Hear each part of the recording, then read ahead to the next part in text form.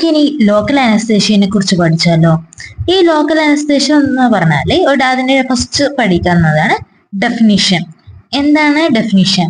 It's a loss of sensation in a circumscribed area of the body caused by the depression of the excitation in the nerve endings. Depression of excitation in the nerve endings or inhibition of conduction process in the peripheral nerve without inducing loss of consciousness. Inhibition of the conduction process in the peripheral nerve without inducing the loss of consciousness. എന്താണ് loss of sensation in a circumscribed area of the body caused by the depression of the excitation in the nerve endings or inhibition of the conduction process in the peripheral nerve without inducing loss of consciousness. ഇനി ideal properties of the local anaesthesia. It should not be irritating to the tissue. നമ്മുടെ ടിഷ്യൂവിന് ഒന്ന് irritation ഉണ്ടാക്കാൻ പാടില്ല. ഇത് ടിഷ്യൂസിന് irritation ഉണ്ടാക്കാൻ പാടില്ല. It should not cause permanent alteration of the nerve structure. ഈ nerve സ്ട്രക്ചറിൽ നിന്ന് പെർമനന്റ് ആയിട്ട് ഓൾട്ടറേഷൻ ഒന്നും ഉണ്ടാക്കാൻ പാടില്ല. അതായത് നെർവ് സ്ട്രക്ചറിന് പെർമനന്റ് ആൾട്ടറേഷൻ ഒന്നും ഉണ്ടാക്കാൻ പാടില്ല. അതിന്റെ സിസ്റ്റമിക് ടോക്സിസിറ്റി ലോ ആയിരിക്കണം. എന്ത് പറഞ്ഞാൽ സിസ്റ്റമിക് ടോക്സിസിറ്റി ലോ ആയിരിക്കണം. 3 കാര്യങ്ങൾ ഇപ്പം ഇതുവരെ പഠിച്ചത്. It should not irritating the tissue, it should not cause permanent alteration of the nerve structure and systemic toxicity should be low. Systemic toxicity low ആയിരിക്കണം. Must be effective when injected in the tissue or applied locally into the mucous membrane. ഇത് effective ആയിരിക്കും, must be effective ആയിരിക്കും. നമ്മൾ inject ചെയ്ത് കഴിഞ്ഞാലും applied locally topical apply ചെയ്ത് കഴിഞ്ഞാലും അത് എഫക്റ്റീവ് ആയിരിക്കണം. Must be effective when injected the tissue and applied locally into the mucous membrane. Should have short on time of onset. Time of onset short ആയിരിക്കണം. Time of onset short ആയിരിക്കണം. Should have time of onset short ആയിരിക്കണം. Duration of action must be long enough to permit completion of the procedure. അത് ഒരു procedure complete ചെയ്യേണ്ട അത്ര duration of the action must be long ആയിരിക്കണം. Enough to permit the completion of the procedure. ഒരു procedure complete ചെയ്യാണ്ട് duration of the action must be ആയിരിക്കണം. You should have potency sufficient to give complete anesthesia without use of harmful concentration of the solution. അതായത് നമ്മൾക്ക് ഇതിന് potency വേണം to have complete anaesthesia. അതിന് sufficient to give complete anaesthesia കൊടുക്കാൻ വേണ്ടിയിട്ട് without use of harmful concentrate solution. അതായത് harmful concentrate solution കൊടുക്കാതെ തന്നെ യൂസ് ചെയ്യാണ്ട് തന്നെ ഒരു കംപ്ലീറ്റ് അനസ്തേഷ്യ നൽകേണ്ടത് അതിനുള്ള പൊട്ടൻസി വേണം. Should have potency sufficient to give complete anaesthesia without use of harmful concentration solution. Harmful concentration use ചെയ്യാണ്ട് തന്നെ കംപ്ലീറ്റ് അനസ്തേഷ്യ കൊടുക്കേണ്ടത് രീതിയിലായിരിക്കണം. Okay. It should be relatively free from producing allergic reactions. It should not produce ഒരു allergic reaction ഉണ്ടാക്കാൻ പാടില്ല. It should be relatively free from the producing allergic reaction ഉണ്ടാക്കാൻ പാടില്ല. It should be stable in the solution. Solution stable ആയിരിക്കണം and undergo biotransformation in the body easily. അത് ബോഡിയിൽ പെട്ടെന്ന് തന്നെ ബയോട്രാൻസ്ഫോർമേഷൻ അണ്ടർഗോ ചെയ്യണം. It should be capable of being sterilized by heat without a deterioration. It should be capable of being sterilized by heat. അത് heat കൊണ്ട് it should be capable of being sterilized in the heat without deterioration. Deterioration ആണ് capable of being sterilized by the heat without deteriorations. And 10 point ഒന്ന് tissue ആയിട്ട് irritate ചെയ്യാൻ പാടില്ല, ഒരു permanent alteration ഉണ്ടാക്കാൻ പാടില്ല, systemic toxicity should be low ആയിരിക്കണം, must be effective and injected in the tissue അല്ലെങ്കിൽ ടോപ്പിക്കൽ അപ്ലൈ ആയിട്ട് അതും എഫക്റ്റീവ് ആയിരിക്കണം. ഷോർട്ടർ ഓൺസെറ്റ് ദ ആക്ഷൻ ആയിരിക്കും. Duration action must be long to complete the procedure complete വരുന്നവരെ. ഇത് കംപ്ലീറ്റ് ആയിട്ട് anaesthesia produce ചെയ്യുന്നതിന് without use of harmful concentration use ചെയ്യാണ്ട്.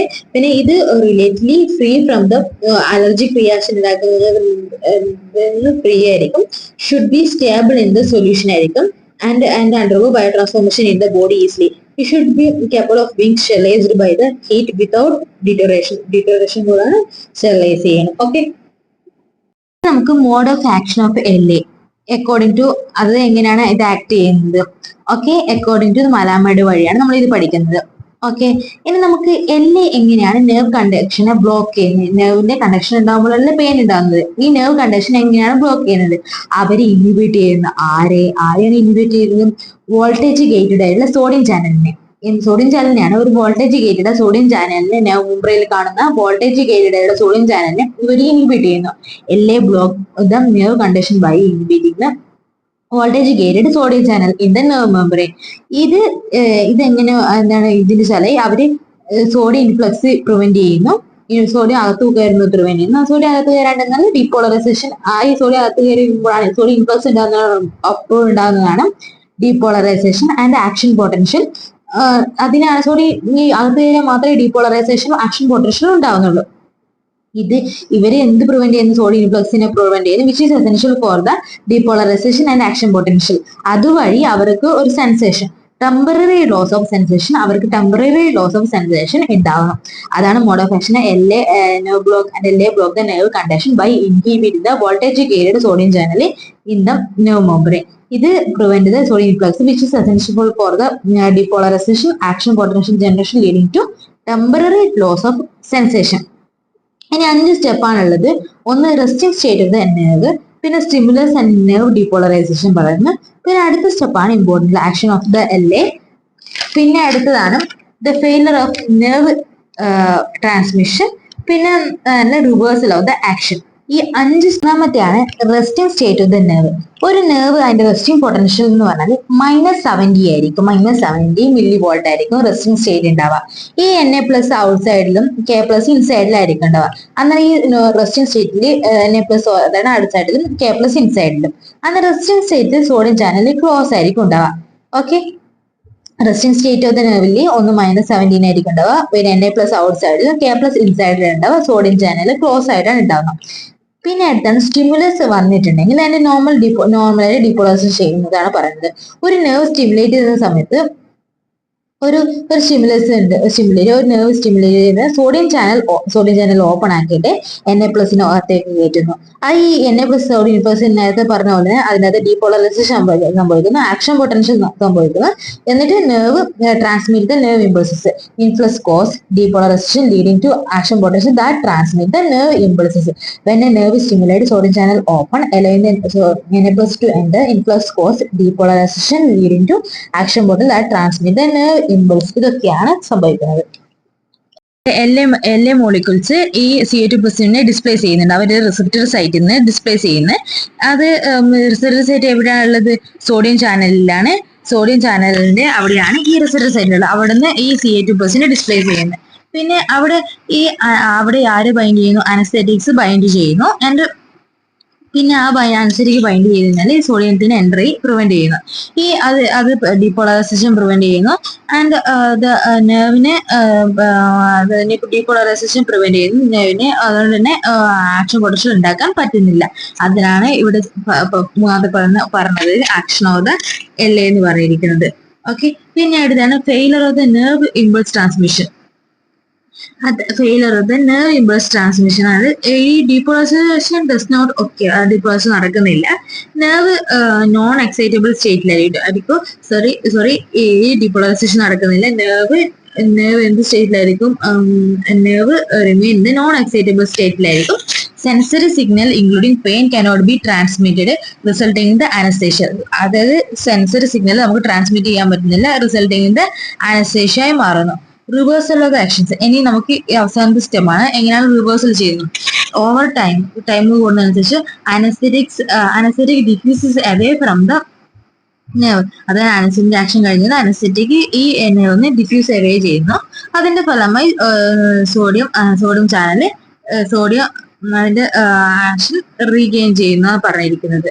ഓക്കെ, ഇനി നമുക്ക് ഒരു സ്റ്റെപ്പ് നോക്കാം. റെസ്റ്റിംഗ് നെർവ് മെംബ്രെയിനിൽ ഓരോ സ്റ്റെപ്പായിട്ട് പറയാണ്. റെസ്റ്റിംഗ് നെർവ് മെംബ്രെയിനിൽ -17 ആയിരിക്കും വോൾട്ടേജ്.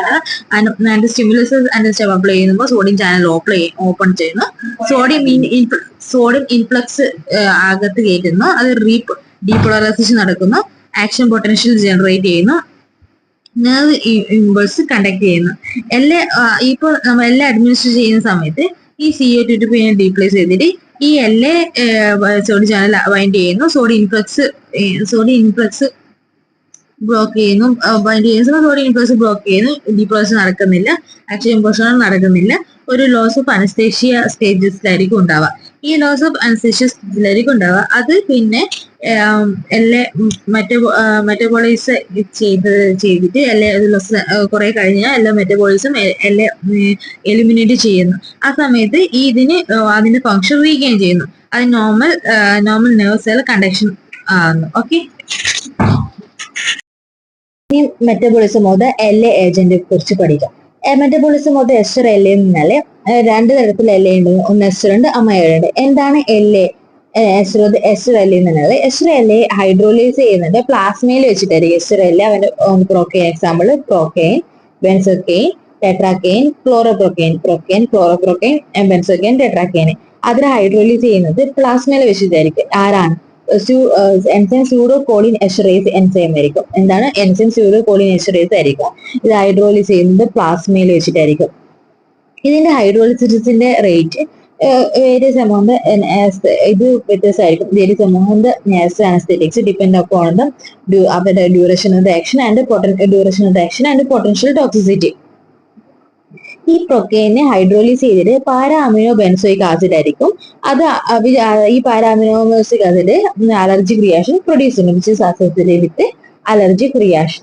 ഓക്കെ, ഇനി എറ്റിപ്പിക്കൽ സ്യൂഡോകോളിൻ എസ്റ്ററേസ് ഒരു ജനറ്റിക് കണ്ടീഷൻ ആയിരിക്കും. അത് ഈ എസ്റ്റർ മെറ്റബോളിസത്തിനെ സ്ലോ ഡൗൺ ചെയ്യുന്നുണ്ട്. അത് increase the risk of toxicity ഉണ്ടാകുന്നുണ്ട്. എറ്റിപ്പിക്കൽ ആയിട്ടുള്ള സ്യൂഡോകോളിൻ എസ്റ്ററേസ് ഒരു ജനറ്റിക്കൽ കണ്ടീഷൻ ആയിരിക്കും. അത് അതിനെ സ്ലോ ഡൗൺ ചെയ്യുന്നുണ്ട്, എസ്റ്റർ മെറ്റബോളിസം സ്ലോ ഡൗൺ ചെയ്യുന്നുണ്ട്. പിന്നെ ഇൻക്രീസ് റിസ്ക് ഓഫ് ടോക്സിസിറ്റി ആയിരിക്കും. ഇനി എടുത്ത് പഠിക്കാനുള്ളത് മെറ്റബോളിസം അമ്മയുടെ. ഈ അമ്മയുടെ ലോക്കൽ അനസ്തെറ്റിക്സ്, ഈ അമ്മയുടെ ലോക്കൽ അനസ്തെറ്റിക് വിളിക്കുന്നതാണ് ലീഡോക്കെയിൻ, ബ്യൂപ്പിവാക്കെയിൻ, പ്രീലോക്കെയിൻ, അട്ടിക്കെയിൻ. ഇത് പ്രൈമറിലി മെറ്റബോളൈസ് ചെയ്യുന്നത് ലിവറിൽ വെച്ചായിരിക്കും. ലിവറിൽ ആരാണ് സഹായിക്കുന്നത്? ഹെപ്പാറ്റിക് മൈക്രോസോമൽ എൻസൈം സിസ്റ്റം ആയിരിക്കും. അത് സൈറ്റോക്രോം P450 ഐസോ എൻസൈം.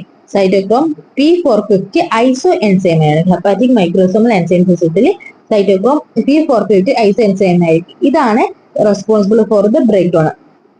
ഒരു പേഷ്യന്റ് വിത്ത് ലിവർ ഡിസ്ഫങ്ഷനുള്ള പേഷ്യന്റിൽ മെറ്റബോളൈസ് ദ അമ്മയുടെ ഒരു ലിവർ അമ്മയുടെ മെറ്റബോളൈസ് ചെയ്യുന്നത് മോർ സ്ലോലി ആയിരിക്കും. ഇൻക്രീസ് സിസ്റ്റമിക് ടോക്സിസിറ്റി ഇൻക്രീസ് ചെയ്യാനുള്ള സാധ്യതയുണ്ട്. ഒരു ലിവർ ഡിസ്ഫങ്ഷൻ അമ്മയുടെ അനുസരിച്ച് സ്ലോലി ആയിരിക്കും മെറ്റബോളൈസ് ചെയ്യുന്നത്. ഇൻക്രീസ് സിസ്റ്റമിക് ടോക്സിസിറ്റി ഉണ്ട്. ഈ പെരിയിലൊക്കെ മെറ്റബോളൈസ് ചെയ്തിട്ട് ഓർത്തോടോളുഡിൻ ഉണ്ടാക്കുന്നുണ്ട്, വിച്ച് ക്യാൻ ഇൻഡ്യൂസ് മെഥിഹിമോഗ്ലോബിൻ.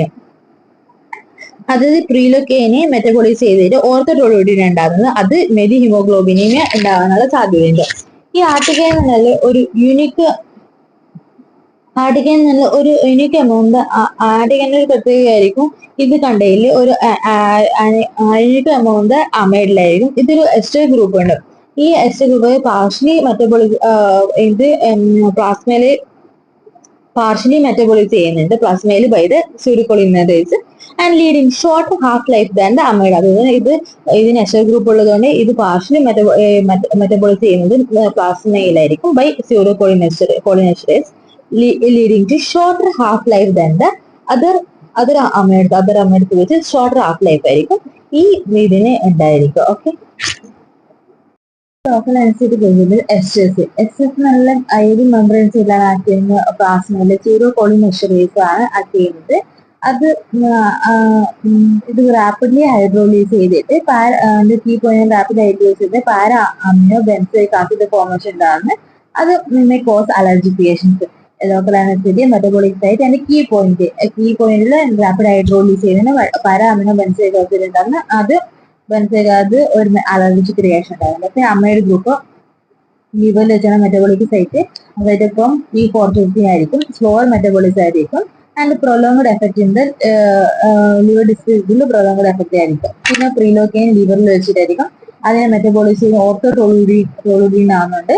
അത് ഹിമോഗ്ലോബിന് ഒരു റിസ്ക് ഉണ്ടാകാനുള്ള സാധ്യതയുണ്ട്. അങ്ങനെ ആർട്ടിക്കേന് അത് ഇവിടെ വെക്കുന്ന പ്ലാസ്മയിൽ പാർഷ്യലി ലിവറിൽ മേജർ ആയിട്ട് നടക്കുന്നുണ്ട്. അത് യൂണിറ്റ് മെറ്റബോളിസം തന്നെ partial elimination due to ester group among the American ഏറ്റവും കൂടുതൽ പാർഷ്യൽ എലിമിനേഷൻ ഡയറി ആർട്ടിക്കേൻ ആയിരിക്കും. അത് യൂണിറ്റ് മെറ്റബോളിസം ആയിരിക്കും ഉണ്ടാവുക. ഓക്കെ.